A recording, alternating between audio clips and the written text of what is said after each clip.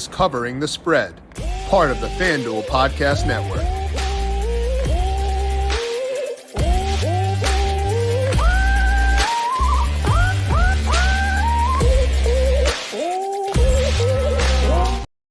We get to begin or close out week number 11 with a banger. Monday Night Football here as the Philadelphia Eagles take on the Kansas City Chiefs. There is no better way to possibly wrap up week number 11. Hopefully, again, a lot better than started with the Bengals and the Ravens. We're going to break down Eagles at Chiefs from a prop betting perspective, talking to Ryan Williams, getting his read on the spread, the total, and so much more over at FanDuel Sportsbook to get you ready for what should be a delightful night of football. This is Covering the Spread right here on the FanDuel Podcast Network and FanDuel Research. My name is Jim Sanas.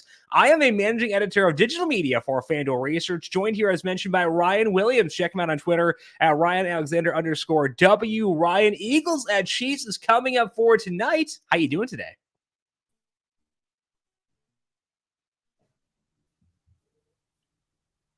Might have lost you there for a second, but it looks like we're back doing well, now. Jim. I'm doing just fine. I sorry about that. I don't know what happened, but you had such a great soliloquy. I was just letting you go. But no, I'm doing great. Can't believe what a fantastic matchup we have on Monday Night Football for an island game, Super Bowl rematch. How can you? I mean, come on. Like this is what we all want. This is what we're all waiting for. And I'm happy to be able to chop it up with you because I think we have some interesting paths to be able to take tonight. Yeah, I definitely agree with that. And I think it's going to be a fun game. I hope it's anywhere near as fun as Super Bowl was because that game ruled. So if we can get anywhere near that game, I'll be very happy for tonight. We're going to break down that game, starting off with talking about the traditional markets, then transitioning into player props in just 1 second. But first, a reminder to make sure you're subscribed to Covering the Spread wherever you get your podcast. 4 shows, I should say, for this week. The typical Monday and Tuesday shows with Ryan here with me. And then Wednesday, we're going to have Dr. Ed Feng on to talk both college football and NFL in the exact same show. Tom Vecchio will have some player prop thoughts on the Thursday NFL games for Thanksgiving. So all right here in the Covering the Spread podcast feed. Those shows will all be up on the FanDuel TV Plus app as well. You can find the 3 weekly shows right here in the FanDuel YouTube page as well. So again, 4 shows for this week, all being put up between Monday and Wednesday. Easiest way to get those is to subscribe to the Covering the Spread podcast feed. Score early this NFL season with FanDuel, America's #1 sportsbook. Right now, new customers get $150 in bonus bets with any winning $5 moneyline bet. That's $150 if your team wins. If you've been thinking about joining FanDuel, there is no better time to get in on the action. The app is so easy to use. There is a wide range of betting options, including spreads, player props, totals, and more. So visit FanDuel and kick off the NFL season. FanDuel, official partner of the NFL. Must be 21 plus and present in select states. FanDuel is offering online sports wagering in Kansas under an agreement with Kansas Star Casino LLC. First online real money wager, only $5 pregame money line wager required, $10 first deposit required. Bonus issued is non-withdrawable bonus bets that expire 7 days after receipt. See terms at sportsbook.fanduel.com. Gambling problem? Call 1-800-GAMBLER or visit fanduel.com/RG in Colorado, Iowa, Michigan, New Jersey, Ohio, Pennsylvania, Illinois, Kentucky, Tennessee, and Virginia. Call 1-800-NEXT-STEP or text NEXT STEP to 53342 in Arizona, 1-888-789-7777, or visit ccpg.org/chat in Connecticut, 1-800-9-WITH-IT in Indiana, 1-800-522-4700 or visit ksgamblinghelp.com in Kansas, 1-877-770-STOP in Louisiana. Visit mdgamblinghelp.org in Maryland, 1-800-GAMBLER.net in West Virginia, 1-800-522-4700 in Wyoming. Hope is here. Visit gamblinghelplinema.org or call 800-327-5050 for 24/7 support in Massachusetts, or call 1-877-OPEN-Y or text OPEN-Y in New York. Let's take a look here at this fantastic Monday night matchup here between the Eagles and the Chiefs, where right now the spread is the Chiefs -2.5. Total in this game is at 45.5. Let's start things off by talking about the spread here, Ryan, because it's held pretty steady throughout this week at 2.5. I think it got to 3 for like half an hour or so at one point, but went right back to 2.5. So any lean for you toward either side with where things stand right now? Yeah, the one that's interesting, Jim, is that over at 45.5. I think if we were just like looking blind and talking about this game being this week, this would be one of the island games that we would play. Like, there's no way this total comes in at under 48. I would expect it to be close to 50. But when you're looking at the way that these so the two teams put together, right, when you're talking about their points per game, like, yeah, they're over this total. Like, they hit right around 51. But when you're looking at the points allowed for these two defenses, like, that's what screams to this total being at 45.5, because these defenses, like, combined, are only allowing under, just around 35 points. And so, I think this is going to be the biggest test for the Eagles thus far this year. I have to come in here. You're facing the Chiefs off of a bye. Andy Reid's team. The Chiefs have been reeling. All the narratives there. What belongs at under a 3-point favorite, which is something that I usually will smash. And so, from the total standpoint, I have no idea, because and that's what the interesting one is, because both of these offenses are explosive and the defenses have been so great that I just don't have a read there whatsoever. I could see it going either way, but what I do have a read on is the Chiefs. And I do think, as great as Philly has been here, and they look, the odds-on favorite. But we kind of talked about this last week when we were kind of just talking about matchups and talking about how tough Philly's schedule was going to be coming up. Like, this is one of those first matchups, and I think they could get a reality test here going into Arrowhead, which is one of the toughest places to play. So I'm going to take the Chiefs at the 2.5 there, and see if it comes down to a Harrison Butker field goal there late if these two teams are matched up evenly. But I honestly, Jim, can see this game go either way from a point scoring standpoint. Yeah, the Chiefs minus 2.5 is minus 115 right now at FanDuel Sportsbook. So it seems more likely to get to 3 than to go the other way, get back to 3. Again, I think it was there for a very short time. My model has this as being pretty fair with where it's at right now. I've got the Chiefs favored by 3.4 points. So pretty close to where the market has it, but leaning towards the same direction as you, where if I were forced to pick, I would go Chiefs, but personally, it's a stay away because I just want to enjoy the game, honestly. As far as the total goes, I think part of the reason why that number is low is not just the Chiefs defense playing as well as it has, but also some rain in the forecast for tonight. I don't care too much about that personally, but there is a bit of wind at 9 miles per hour. So once you factor in the weather, I've got this total at 46.4. So even accounting for weather, I'm a hair above the total. So slight lean towards the Chiefs, minus 2.5, slight lean towards the over at 45.5. But honestly, I think both are pretty comfortable stayaways for me just so I could enjoy this game a bit more and instead dabble in the props markets. Let's talk about that, Ryan. And I think the Chiefs side of things here has been tough this entire year because they spread the ball around. Nobody's really separated outside of Travis Kelce. Being Travis Kelce, Taylor Swift is in the stands for tonight, so bump up Kelce from that perspective. But looking at the Chiefs props for tonight, Ryan, any value stand out for you with them? Yeah, it's all about Travis Kelce tonight, right? I mean, you got the lady in the stands. You got a home matchup coming back. The parents are meeting each other. Yeah. This just kind of screams the Kelce narrative, and he had a pretty decent game against this team when they matched up in the Super Bowl. There, getting those 6 targets, 81 yards, and touchdown. Even the touchdown prop for Kelce is kind of it's just one of those things that you look at and you're like, yep, that's reasonable. And we're going to take the 125 there and just let it be what it is. But I do think there's merit to getting his receiving prop. I think, honestly, Jim, like the one that I would look at from a Kelce standpoint, I know we're going to talk about the other options for the Chiefs, is the alt receiving line. I mean, anything over what that number is from 76.5, like we know there's no question of where the ball is going to go to tonight. And you're looking at the Eagles team that is a tough team to run on. And, Pacheco has been getting more opportunities, but, this is also an Andy Reid scripted team where he's going to take advantage of matchups. And we're looking at Kelce, 80 yards is minus 102, 90 yards plus 144, 100 yards, like almost 2-1. Like, yeah, give me that. Like, I'm probably going to be on a ton of Kelce alternate lines of, 100 yards. Like, does Kelsey get multiple scores and we could take advantage of that? Not to say, I know the parlays are always fun and I'll probably be taking them, but I think taking those two as one-off bets or even combining them makes a ton of sense, because this has just been the catalyst of the offense. When Kelsey does well, the rest of the offense does well, because Mahomes can play a little bit more free and be a little bit more loose. So love the Kelsey props. I'll probably lean into some of the Pacheco props from a rushing receiving standpoint. When you're looking at, the matchup, I know he's 48.5, from a rushing prop.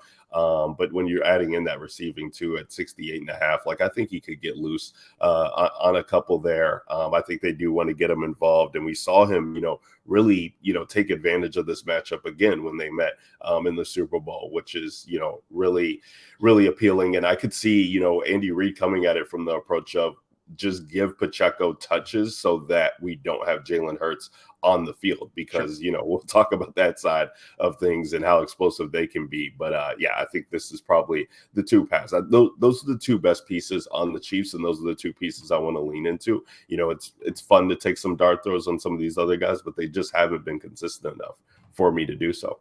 Yeah, and I think that is a logical way to approach things. Going back to Kelsey, you mentioned how the Eagles are great against the rush, and that is reflected in the stats, where teams have thrown against them on early downs at a 68% clip this year, which is by far the highest rate in football. So it's in part because the Eagles are a good team and they get teams down, and that may not be the case here tonight, but like, they've got a good rush defense now, Jalen Carter there. So teams have been inclined to throw the ball against them. So you're talking about the Kelsey alternate numbers. If they're going to throw more than usual, and they are already a pretty high pass rate team, and we know where the ball is going, I think that's a good formula to getting to some alternate numbers for Travis Kelsey. So I think of the ones, if I were looking to bet some overs for tonight, it would lean towards Travis Kelsey. You mentioned the 100 plus receiving yards alt market, plus 198 for Kelsey.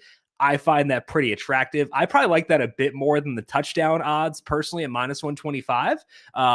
You mentioned potentially scoring twice. So, we can check out that too. I don't think that's out of bounds for a game like this. So I think Kelsey is the route I'd be leaning. Pacheco's rushing plus receiving number is very reasonable. 68.5 rushing plus receiving yards.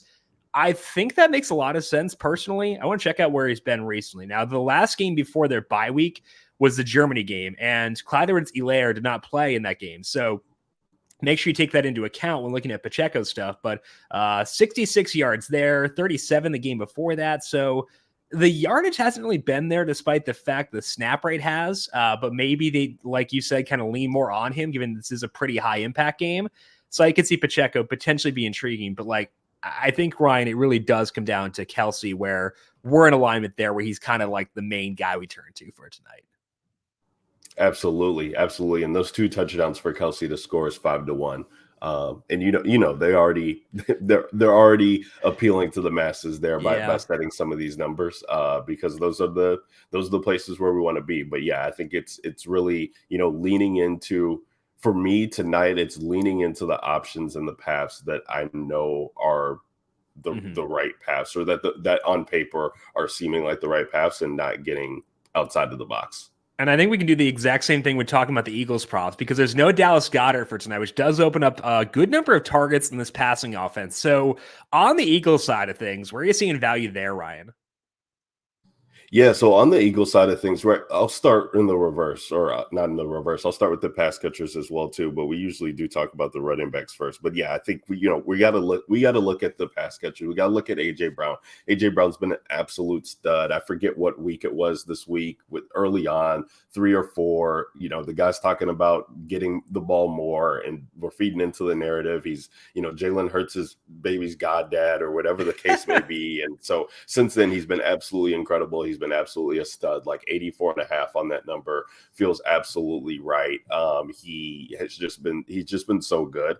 And you're talking about Dallas Goedert, vacating targets and production there. And it's like, yeah, let me get on that. Now, the one that's interesting to me is Devonta Smith. Like, Devonta Smith is just so good. And I know he's having a down year, but like 60.5 in this matchup here. And listen, it's tough, right? It's a tough matchup for the Eagles passing game. This Chiefs defense, like they are not the same defense that the Eagles faced in the Super Bowl. This DVOA, the third DVOA from a passing matchup, like they've been absolutely incredible against outside receivers, but I still expect the Eagles to be aggressive and to try and get things going. And we know Devonta Smith has that deep threat, playmaking ability. Outside of that, we're talking about Olamide Zaccheaus and Julio Jones. So like, I really do expect the focus to be on both of these two guys. And just from a production standpoint, like, and them just trying to move the ball, I think Devonta Smith's number is really, really nice. And I would love to get that at 60.5. Wherever I can. Now, from a reception standpoint, like, yeah, I might probably, even if I'm not taking the 84.5 from AJ Brown, I might look at, his reception line and see what we're going after there for him to hit on that number. Because it just feels like, a great matchup there at 6.5, like -102. He could get that at half, right? Like it's just the way that this is going. So I absolutely love it. Now, when we're talking about DeAndre Swift, like this is the one I gotta lean into, and this is what's going to be a little bit scary for me because it's DeAndre Swift, and I've had a tough time with him, since he was at the Lions, and really just have loved the talent, but have never gotten him right. But this is one where I could really see them leaning on, okay, so, even from a past matchup standpoint, but like if this is a neutral game script, let's get DeAndre Swift involved and let's really have him, drive this home for us. And especially like if they can get out to an early lead on the road, there's no, if you're taking the Eagles side and you're thinking that they're going to come out here and punch the Chiefs in the mouth early, then like, yeah, we're leaning into DeAndre Swift in the same manner I talked about Pacheco, like keep Mahomes off of the field. And this is not Miles Sanders, and Jalen Hurts was able to get some yards against this team, last year. And I think that production kind of speaks to what we can expect from DeAndre Swift. So, the receiving line, I do think is interesting from the standpoint of taking the Chiefs 2.5, because we could get some dump offs there for him. And if he's not able to find the receivers deep, just give it to DeAndre Swift there at 17.5. But I do really like getting on his rushing prop, getting on the receiving and rushing prop, and really thinking that the Eagles can lean into DeAndre Swift tonight to help bring it home for them. And Swift's role has been really good recently. Over the past, so I think the most relevant sample for him is since Gainwell came back. And in that time, he's had multiple targets in every single game. He had 6 in one game. He had 10 in another. So getting him a lot of work in the passing game, and that's led to good yardage numbers. I don't really want to check out Swift touchdown numbers because he doesn't get a lot of work inside the red zone yet. It's been better the past couple of games, a lot better actually, but still not a perfect role there. But from a passing game perspective, he does make a lot of sense. So options for taking advantage of that, rushing plus receiving, 77.5 the number on that one, -114 on the over. The reception prop or receiving prop that Ryan mentioned, over 17.5 is -114. And then total receptions for Swift, over 2.5 is -160. Alternate receptions for DeAndre Swift not posted, but check back on that one later because potentially could get that as a route to get exposure to Swift. I want to go back to Devonta Smith though, Ryan, because I think he's the biggest benefactor of the Dallas Goedert injury. Last year in the games Goedert missed, I believe Smith's target share is around 25%. So he got a really big boost when Goedert was out last year, and they've had the bye. And Smith has, I think, been banged up pretty much this entire year, playing with like this like cyborg kind of thing on his elbow, which doesn't look, aesthetically super pleasing. Probably doesn't mean he's super healthy either. So 60.5 is the receiving yard number for Devonta Smith. I find that very interesting, given that we do lean toward the Chiefs in this game. And the Eagles are 2.5-point dogs, might not be able to be as run heavy as usual. Also, do want to check the touchdown scorer market for Devonta Smith. Yeah, Swift is +155. I think that's a bit light. I'd like that. Right, I would probably want that a bit longer to go in there. But Devonta Smith +230 for a touchdown. I like that quite a bit as well. I think I might like that more than the yardage number. So I'm probably going, if I'm trying to exploit the Goedert absent, I think that Devonta Smith anytime touchdown +230 might be the route I would go for that one personally.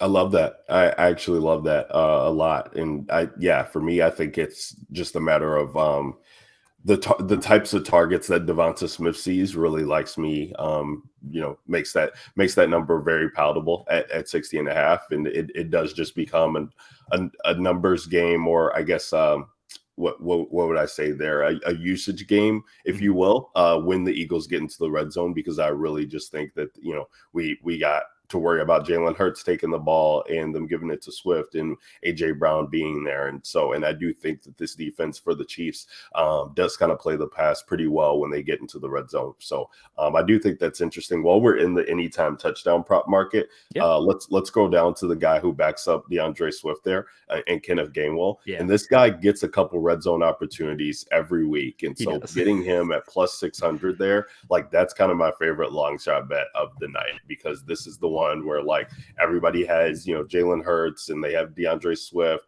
tickets in their fantasy lineups, etc.